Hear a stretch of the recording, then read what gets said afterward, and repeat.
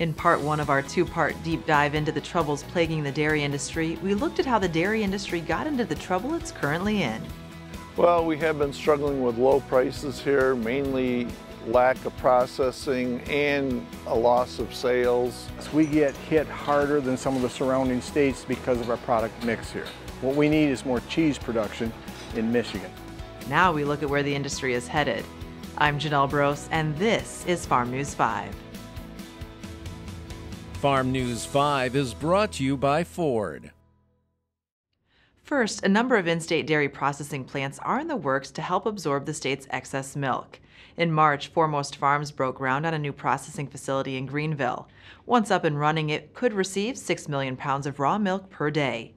In addition to that, Glanbia, Dairy Farmers of America, and select milk producers have teamed up to build and supply a cheese and whey processing facility. This has been ongoing for a while, expecting the announcement of where the Glanbia plant is going, but they are getting close to that announcement. I understand they have purchased the land for that now, so we should be seeing an announcement soon on where that is. It'll be 2 years before that's done once they put the shovel in the ground, but that's going to take 8 million pounds a day. So between that and the Foremost plant, that should tighten us back up to where hopefully we can start seeing increased premiums again. But for the co-ops not directly involved, the new plant's construction offers little comfort.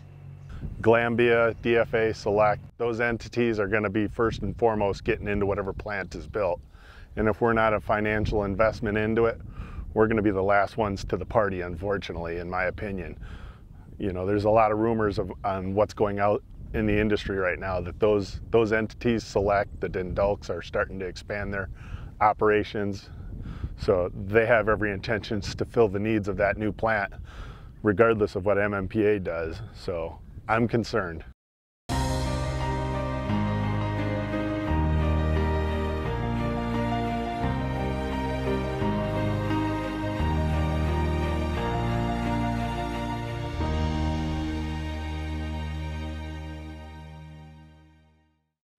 In tough times like these, the question of whether or not a supply management system is needed often arises. I don't think this country has an appetite for quota systems. I'm not sure the globe does, because remember, the EU had one for 35 years or so and they got rid of it. The only Western world country that I know of that has a quota today is Canada. And I don't think the consumers are all that happy about the price they have to pay for milk in Canada. I'm somewhat of a hypocrite, because 3 years ago I didn't want supply management in the old Farm Bill, and I still don't want our government to dictate how our industry is run. Other parts of the country can dictate supply management through their industry and through their co-op, and that's what the dairymen in Colorado said. You need to stand unified and control yourself and be self-disciplined.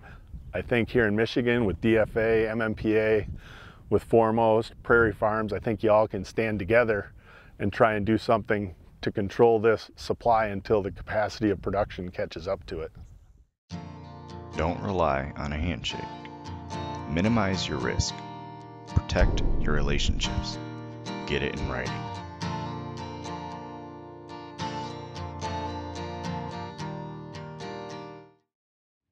How about the future of cooperatives? There may be coffee shop grumblings over co-ops needing to do more to market their members' milk, but those we spoke to in the dairy industry believe producers fare better together than on their own. With most of the farms being co-ops, they are assured of a market, which is peace of mind. Even though milk prices are lower than we'd like to see, the farmers at least know they're going to have a market for their milk and they're going to get a milk check. If you look around us, Wisconsin last year and this year, there have been a number of farms dropped by processors. In Ohio and Kentucky, Indiana, Dean's released some producers here June 1st, also in Pennsylvania, and there have been other handlers as well that have dropped producers when they've had too much milk. So at least being with the co-op assures the farm that they do have a market for their milk, and that's big peace of mind.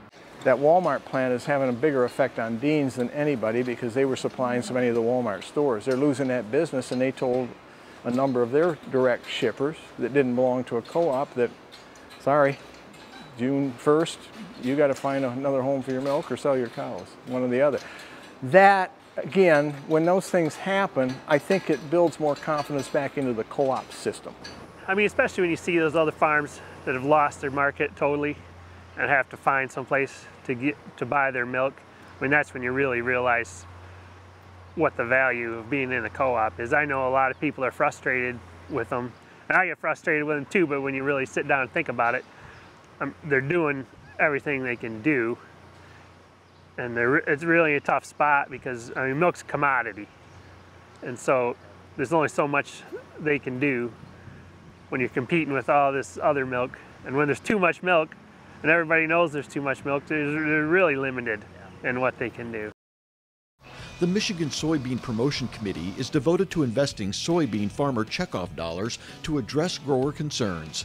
We focus our efforts on production research, market development, and outreach. Learn more at michigansoybean.org. Depressed prices, excess production, and limited capacity to process the dairy produced here have combined to put the squeeze on dairy producers, large and small. But things are beginning to look up for the state's dairy industry, ever so slowly, ever so surely. If they do get a cheese plant built, we'll probably add more cows, which contribute to too much milk all over again, but that's kind of the way the business works, I guess. You always got to produce more. Next week, Michigan Ag Commodities' Chris Betts will be back with his weekly market report. For more news and video, visit MichiganFarmNews.com and the Michigan Farm Bureau channel on YouTube. With Farm News 5, I'm Janelle Brose. Have a great week of farming.